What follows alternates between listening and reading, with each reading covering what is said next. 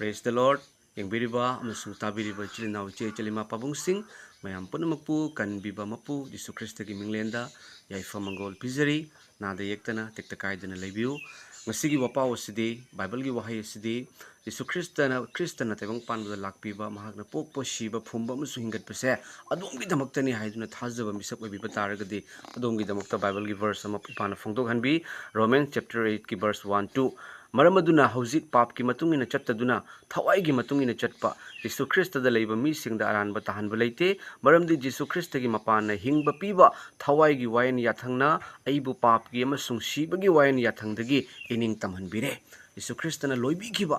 Jisu Krista na loibi kiba finishing work tagi lakpa thaujalna amasung thawai singba ipai shorna domda loina biduna pap ki amambagi wayan yathangdagi adom sen maning tamhanbiraba adom sen ning tamhanbiraba kanbiraba misak amani haiduna phongdokpiri